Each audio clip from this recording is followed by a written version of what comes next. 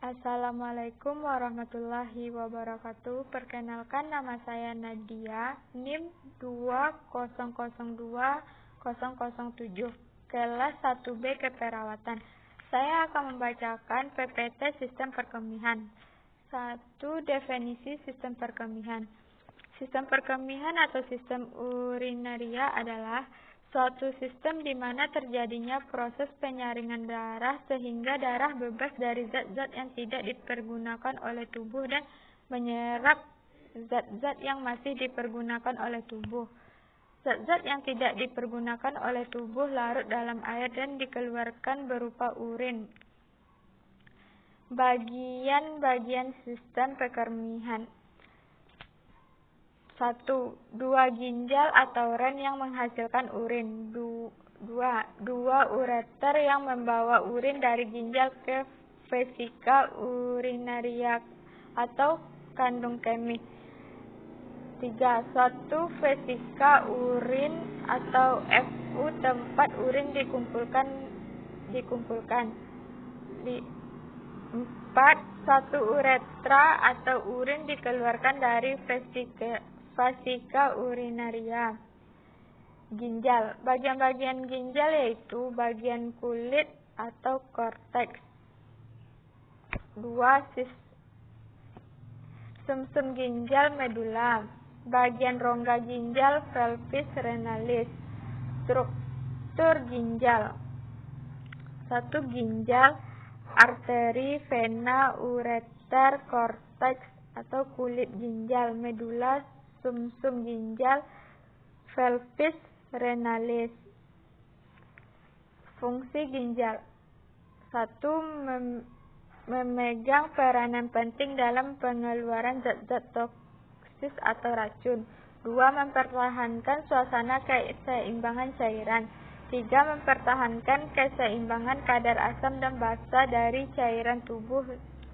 4. Mengeluarkan sisa-sisa metabolisme akhir dari protein, ureum, kreatinin, dan amonia. Hormon yang diproduksi oleh ginjal.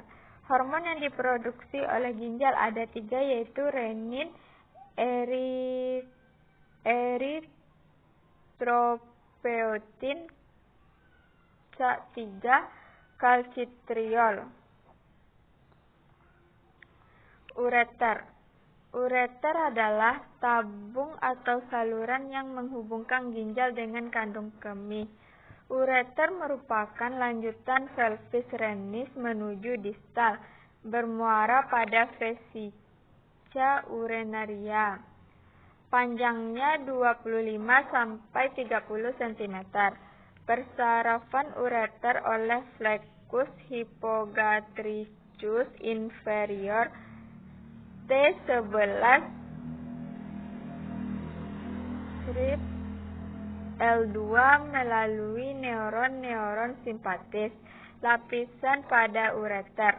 Lapisan dinding ureter terdiri dari dinding luar jaringan ikat, lapisan tengah otot polos, lapisan sebelah dalam lapisan mukosa. Lapisan dinding ureter menimbulkan gerakan-gerakan peristaltik tiap 5 menit sekali yang akan mendorong air kemih masuk ke dalam kandung kemih. Gerakan peristaltik mendorong urin melalui ureter yang dieskresikan oleh ginjal dan disemprotkan dalam bentuk pancaran melalui osteum ureterlis masuk ke dalam kandung kemih. Vesika urinaria. Vesika urinaria disebut juga bladder atau kandung kemih. Vesika urinaria merupakan kandungan berongga yang dapat direnggangkan dan volumenya dapat disesuaikan dengan mengubah status kontraktil otot polos di dindingnya. Secara berkala, urin dikosongkan dari kandung kemih keluar tubuh melalui ureter. Dari ini mempunyai fungsi sebagai reservoir urin 200-400 cc.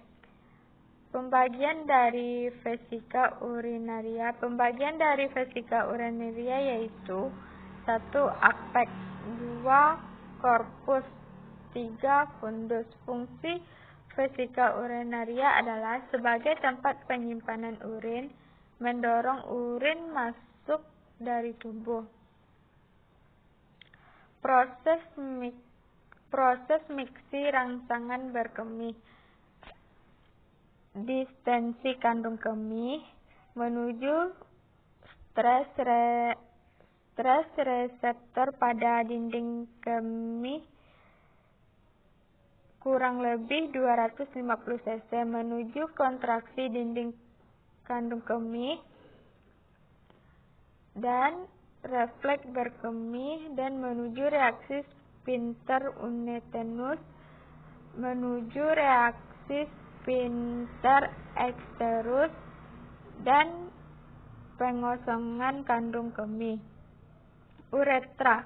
Uretra merupakan saluran keluar dari urin yang diekskresikan oleh tubuh melalui ginjal. Ureter, vesika urinaria.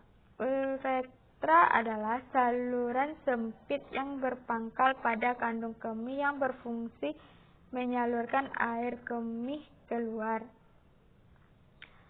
Transport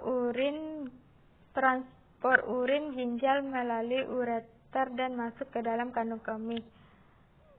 Ductus colligensum menuju calyx renalis, menuju kontraksi peristatik pada pelvis renalis dan menuju ureter sampai ke kandungan kemih. Urin air kemih. 1. Mikturisi atau berkemih merupakan refleks yang dapat dikendalikan dan dapat ditahan oleh pusat persarafan yang lebih tinggi dari manusia. 2. Gerakannya lebih kontraksi otot abdominal yang menambah tekanan di dalam rongga dan berbagai organ yang menekan kandungan kemih membantu menggosongkannya. 3. Rata-rata dalam suatu hari atau 1-2 liter, tetapi berbagai sesuai dengan jumlah cairan yang masuk. 4. Warnanya bening oranye, pucat tanpa endapan, baunya tajam, reaksi sedikit asam terhadap lakmus dengan pH rata-rata 6. Komposisi air kemih. Air kemih terdiri dari kira-kira 90% air. Zat-zat sisa nitrogen dari hasil metabolisme, protein, asam, urea, amonia, dan kreatinin. Elektrolit, natrium, kalsium, NH3, bikarbonat, fosfat, dan sulfat. Pigmen atau bilirubin atau urobilin. Toksin, hormon. Tahap-tahap pembentukan urin. 1. Penyaringan atau filtrasi. 2. Reabsorpsi, penyerapan kembali. 3. Augmentasi. Ciri-ciri urin normal. 1. Rata-rata dalam satu hari 1-2 liter, tetapi berbeda-beda sesuai dengan jumlah cairan yang masuk. 2. Warnanya bening oranye tanpa ada endapan, baunya tajam, reaksinya sedikit asam terhadap lakmus dengan pH rata-rata 6.